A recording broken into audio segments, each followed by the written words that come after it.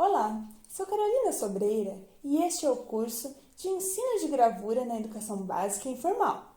Nessa nossa primeira aula, vamos aprender o que é gravura e quais suas técnicas, o que são as matrizes, quais os tipos de matriz, como é feita a impressão nas gravuras e como devemos marcá-las e assiná-las.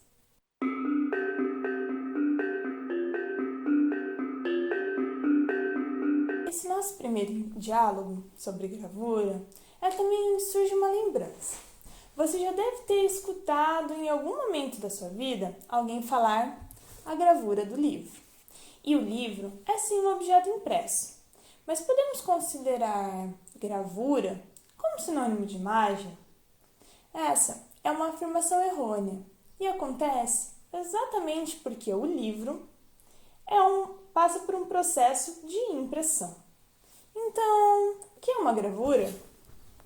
A marca dos pés na areia tem muito a ver com gravura, porque ela imprime nosso caminho pela praia, deixa uma marca nossa.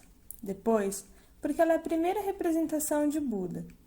E Buda, bem, foi difundindo os sutras, as orações budistas, que a gravura surgiu no território tibetano e foi levada à China. Placas de madeira eram entalhadas, entintadas e impressas. Assim, muitas pessoas poderiam acessar o conhecimento budista, e vamos falar disso melhor mais tarde, na aula de História Oriental da Gravura. Essa possibilidade de democratização, acesso às imagens e reprodutibilidade é o que define a essência da gravura. Basicamente, a impressão de uma matriz.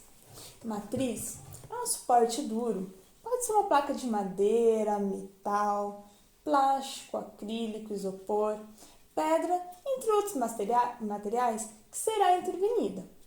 De forma física, sendo talhada, riscada ou cavada, como é o caso da ponta seca, xilogravura, linoleogravura e da gravura que a gente faz com a bandejinha de isopor. Pode ser também cortada, como no caso do estêncil, ou por um processo químico, que irá provocar sucos na matriz, como no caso da calcogravura, ou não irá provocar sucos, a deixando plana, como é o caso da litografia e da serigrafia, podendo assim uma matriz ser matriz em relevo. A tinta fica em cima. A xilogravura, linoleogravura e a gravura em isopor são gravuras de relevo. O sulco aparece em negativo no resultado final. Matriz oca. A tinta fica embaixo. Como no caso da calcogravura, são as gravuras de entalhe. O sulco aparece em positivo no resultado final. Matriz plana. A tinta não fica nem em cima nem embaixo. Ela fica na superfície. É o caso da litografia. E na matriz permeográfica é quando a tinta atravessa a matriz. É o caso do estêncil e da serigrafia.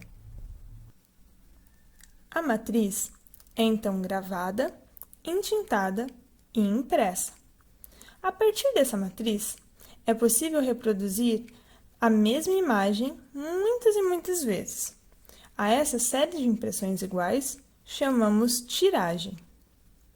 O artista, então, ao assinar a obra, coloca as seguintes informações, da direita para a esquerda, embaixo da mancha. Assinatura e ano, no meio, o título, e no canto esquerdo, a informação de tiragem. Se essa impressão é uma prova de estado, ou seja, se ela foi impressa para ir vendo o resultado e será intervenida novamente, essas provas também são numeradas como PE1, PE2, PE3 e assim por diante. Elas são um registro do seu processo técnico, criativo e são um guia de como o trabalho vai ficando. Tem as provas de artista, que o artista tira para si mesmo. As provas de impressor, PI, que são, no caso do artista não imprima seus próprios trabalhos e tenha para isso a ajuda de um técnico. E as tiragens, que serão expositivas ou comerciais, onde, se você imprimiu 10 gravuras de uma mesma matriz com uma mesma cor, elas serão registradas, um de 1, um de 2, um de 3 e assim por diante, até 10 de 10. Tais informações são registradas com lápis grafite, fora da mancha.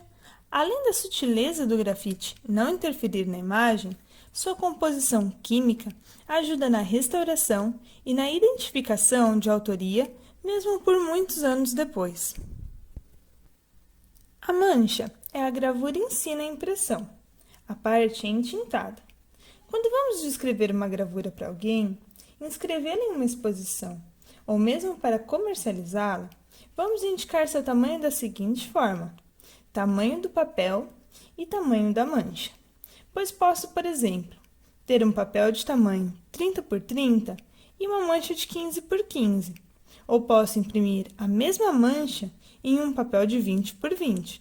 E estas suas cópias teriam acabamentos distintos, não é?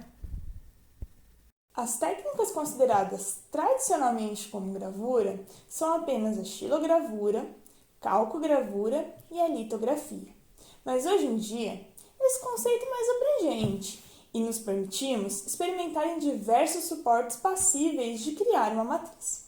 E se considerarmos que a matriz e a reprodutibilidade são a essência de uma gravura, então podemos considerar sim a serigrafia, o stencil e as técnicas alternativas. Considerar então a gravura como a mãe da gráfica. Ela é composta de diversas técnicas que têm como objetivo a reprodução. E está aí a maior importância em conhecê-la e estudá-la. Os livros, jornais, materiais impressos, revistas e toda a tecnologia gráfica que temos acesso hoje só é possível devido à boa e velha gravura.